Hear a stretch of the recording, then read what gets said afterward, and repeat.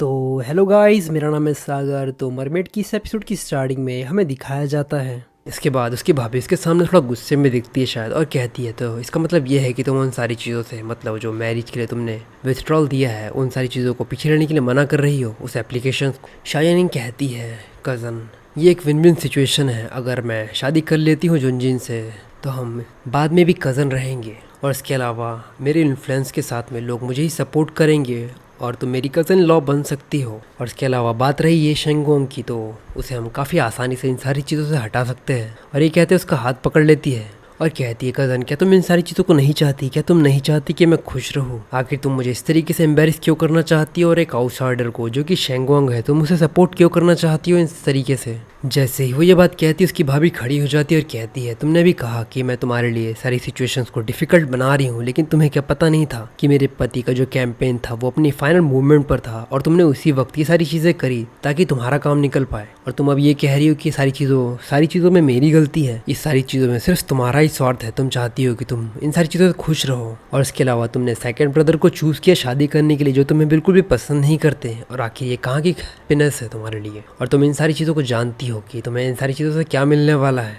येनियन खड़ी हो जाती है और कहती, कज़न आखिर हमारी फैमिली तुम्हें इस तरीके से एम्बेरस क्यों करेंगी? और इसके अलावा मुझे पता है कि वो तुम्हें बहुत ज़्यादा पसंद करते हैं, मतलब तुम्हारे हस्बैंड।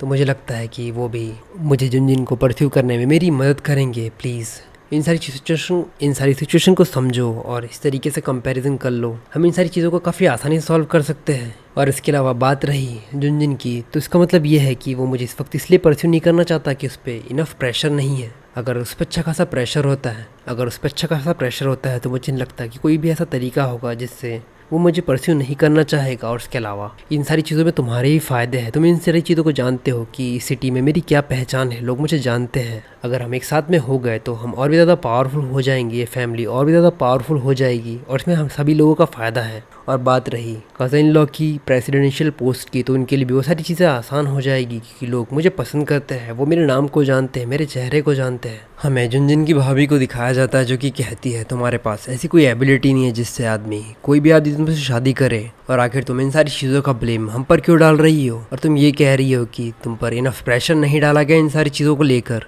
बाकी जो वो दोनों हैं जो कि साथ में जी रहे हैं, एक अच्छी ज़िंदगी जी रहे हैं, वो एक दूसरे से प्यार करते हैं, तो आखिर तुम उन दोनों के बीच में क्यों आ रही हो? तो तुम्हारा बिहेवियर कुछ इस तरीके से है जैसे कि वो तीसरा पर्सन जो दो लोगों के बीच में आने की कोशिश करता है फोर्सफुली, और कुछ नहीं। शायन इनकी माँ ये बात सुनकर ही कहती है। तो ये एपिसोड यहीं तक। अगर आपको ये एपिसोड पसंद आया हो तो प्लीज़ लाइक और कमेंट करके ज़रूर बताना कि आपको ये एपिसोड कैसा लगा। और अगर आप चाहते हो कि मैं इसी प्रकार के और भी बढ़िया बढ़िया एक्सप्लेनेशन लाऊं तो चैनल को सब्सक्राइब करना मत भूलना।